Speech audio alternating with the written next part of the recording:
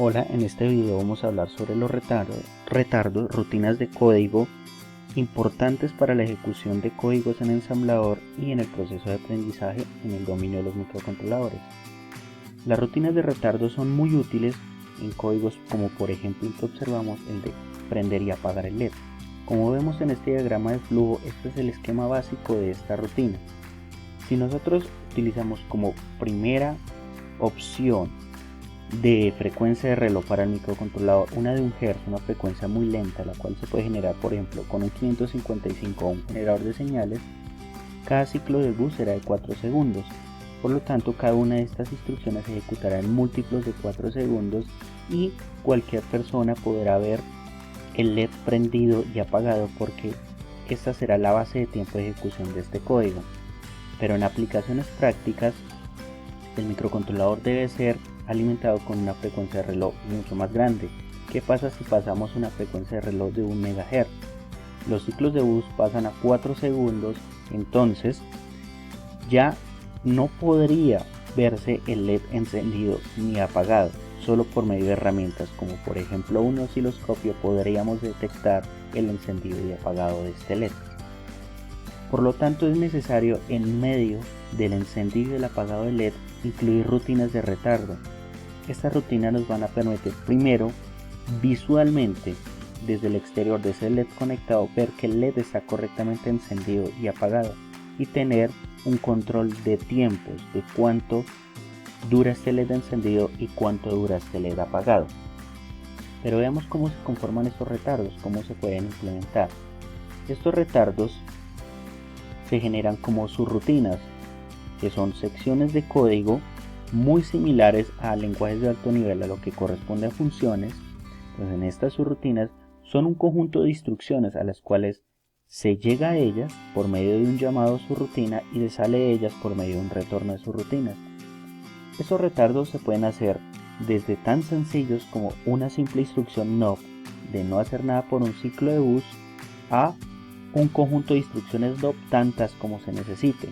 Pero esta es una estrategia ineficiente, inviable si necesitamos retardos de por ejemplo 1 segundo. No se puede pensar en poner 10.000 o más, dependiendo de la frecuencia del oscilador, de conjuntos de estos NOP. Entonces debe haber una estrategia más eficiente para hacer retardos grandes con instrucciones del microcontrolador. Esta estrategia son los ciclos de duración finita, un ciclo de estructura for, tal cual como lo vemos en este diagrama, donde vamos a tener una condición de inicio, una condición de parada y una condición de paso. Si lo fuésemos a implementar en un lenguaje de alto nivel, sería de esta forma, sería muy sencillo implementarlo. Pero ¿qué pasa en el caso de ensamblador? Deberíamos replantear esta rutina de ciclo for para poder ser implementado fácilmente en ensamblador, la cual se vería de la siguiente forma. Para ser implementado fácilmente en ensamblador se plantea el ciclo for de esta forma, donde tenemos una variable contador que va a ser la que nos va a permitir controlar el número de iteraciones, y en ensamblador por facilidad se implementa mejor fácilmente for con ciclo decremental, o sea la variable haciendo decrementos en vez de incrementos. Por lo tanto, a esta variable contador se le carga un valor inicial A, un número positivo diferente de 0 con máximo valor dependiendo del microcontrolador. Si tenemos un microcontrolador de 8 bits, este valor será lo máximo 2 a la 8 menos 1, o sea 255. Un conjunto de instrucciones de forma genérica para cualquier ciclo for, aunque se puede obviar estas instrucciones y simplemente dejar los otros bloques. La condición de paso, decremento y una condición de pregunta hasta cuánto se debe mantenerse en este código. Entonces aquí repitiendo, tenemos nuestra condición de inicio, vamos a cargar el contador con A, una condición de paso que será este contador menos menos, un conteo decremental, y la condición de parada es cuando este contador llega a ser igual a 0. Por lo tanto es importante que A sea un valor positivo diferente de 0. Del análisis rápido de este diagrama podemos ver de que nos vamos en este código se tardará o se demorará en ejecutarse un número, a veces el valor que se le ponga a esta variable a. Puede ser un valor de 1, 2, 3, cualquier valor positivo, sabiendo que como límite máximo en un microcontrolador de 8 bits será 255. Pero esto generará un límite máximo de cuánto podrá tardarse este retardo. ¿Qué pasa si se quieren retardos más grandes? Y tendremos la restricción de A siendo 255. Podemos pensar en la estrategia de anidar ciclos. Pero primero veamos cómo sería un primer acercamiento en ensamblador de esta rutina de retardo. En la izquierda vamos a encontrar esta rutina de retardo para un PIC18 y en la derecha la vamos a encontrar para un microcontrolador de la familia S08 de Motorola, donde encontramos que la implementación parte bastante del diagrama flujo ya planteado. Tomamos una variable AUX1 que sería el contador, se le carga un valor inicial a esa variable AUX1 y luego vamos a utilizar instrucciones que decrementan y preguntan cuando esta variable sea 0. En el caso de PIC18 será esta instrucción DEC-FSZ y en el caso del Motorola será DBNZ. Entonces, más adelante veremos a detalle un poco mejor estas líneas del ensamblador para estos dos microcontroladores. Pero si nosotros necesitamos retardos más grandes y tenemos la restricción de que AUX1 sea máximo valor 255, la mejor estrategia será anidar un ciclo dentro de otro, donde tendremos el siguiente esquema, donde aquí podemos evidenciar un ciclo interno, que es un ciclo for muy similar al ya descrito previamente, y vamos a tener un ciclo externo, un ciclo que enmarca, que recoge este ciclo interno para lograr de una forma de un análisis muy rápido una ejecución de un número de A por B veces, multiplicándose o elevándose en gran cantidad la duración de este retardo. Podríamos decir inicialmente que hemos pasado de 255 a 255 por 255. ¿Y qué pasa si necesitamos retardos cada vez son más grandes? Podemos seguir este mismo patrón y por ejemplo hacer un retardo de 3 ciclos anidados para lograr tiempos cada vez más grandes, donde tendremos un ciclo interno, un ciclo medio y un ciclo externo, para obtener un tiempo de ejecución o un tiempo de duración de este retardo de A por B por C veces. Y así podríamos seguir haciendo este patrón para hacer cada vez retardos cada vez más grandes. Pero veamos cómo podemos obtener estos retardos fácilmente. Por medio de este programa hecho en Java, podemos ver la estructura de un retardo. Para la obtención de un retardo podemos partir de una ecuación que es un análisis muy sencillo de la hoja técnica del microcontrolador con el tiempo de ejecución de cada una de las instrucciones, y a partir de eso construir un programa que puede ser en Java o una macro en Excel o en MATLAB que nos haga estos cálculos. Yo he partido de este pequeño programa hecho en Java para hacer estos cálculos y ver el esquema. Entonces vamos a ver un ejemplo de uso de este programa. Vamos a empezar para un PIC18. Supongamos que tenemos una frecuencia de 1 MHz de reloj, la establecemos acá. Que necesitamos un retardo de 1 segundo. Entonces establecemos el valor de 1 segundo y establecemos un error máximo para ese retardo. Recordando que estos cálculos deben tener siempre una tolerancia, un error máximo permitido. Vamos a poner un error de 0.01.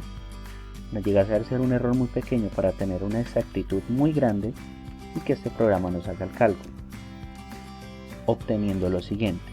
Para lograr 1 segundo con una frecuencia de 1 MHz, vemos que se requieren de un código relativamente grande. Esto es debido a que se requiere un retardo de 3 ciclos anidados o también retardo de 3 variables. Entonces lo que vamos a hacer es tomar este código tal cual como lo tenemos acá y lo vamos a llevar a nuestro código en ensamblador. En el caso de PIC18 lo llevaríamos para MPLABX, que aquí tengo a modo de ejemplo el código de prender y apagar el LED básico para este PIC18. Vamos a agregar este código de retardo, que sería una subrutina como si fuese una función. Después del ciclo infinito que ya posee el retardo. Por comodidad vamos a eliminar esos dos puntos que genera la aplicación ya mostrada para que sea compatible con la estructura del PIC. Este código ya se encarga de hacer un retardo de 1 segundo. ¿Qué requerimos? Que se van a usar 3 variables, esas 3 variables hay que definirlas, entonces es necesario en este código definir esas 3 variables. Entonces procederemos a definir esas 3 variables de forma muy rápida, tal cual el nombre que el programa le dio, o puede ser cambiado fácilmente en el código de retardo y en esta parte del código. Aquí tendremos ya las 3 variables. Siguiente, procederemos a hacer el llamado a este código, el cual fue incluido pero todavía no se usa dentro de la rutina de prender y apagar el LED. En el caso de PIC se hace por medio de la instrucción call y llamamos a este código de retardo como si fuese el llamado de una función. Entonces llamamos al retardo para mantener el LED encendido un tiempo y llamamos al retardo para mantener el LED apagado un cierto tiempo. Corroboramos de que la sintaxis esté correcta, si nuestro código está bien escrito, y corroboramos que esto es correcto. En el caso para Motorola, la familia TD08, podemos cambiar acá para microcontroladores de la familia S08 de Motorola y vamos a realizar los cálculos con los mismos valores: una frecuencia de 1 MHz de reloj, un retardo de 1 segundo, un error máximo de 0.001 y le damos calcular. La sintaxis cambia en concordancia al cambio de microcontrolador, son nuestras instrucciones de ensamblador. Tomamos estas instrucciones, las copiamos, nos vamos al entorno de programación, que en este caso sería CodeWarrior, y vamos a llamarla a este código que previamente preparado, que es un código que tiene la misma esencia, prender y apagar un LED. Entonces vamos a agregar al final de nuestro ciclo infinito este código de retardo, lo acomodamos un poco para que quede con la misma estética que muestra el código previamente, y también observamos que se usan 3 variables, las cuales fácilmente o rápidamente las definimos aquí en la parte superior, AUX1 de este punto de siguiendo la sintaxis que requiere los microcontroladores Motorola.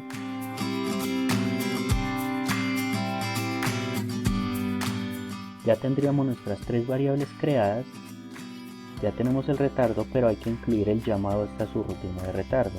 Entonces, en medio del encendido y apagado del LED, vamos a poner la instrucción BSR, que es Branch Subroutine, saltar a una subrutina. ¿Cómo se llama la subrutina? Se llama retardo. Y vamos a agregar esa misma línea para mantener el LED apagado. Corroboramos que está correctamente la sintaxis, compilando.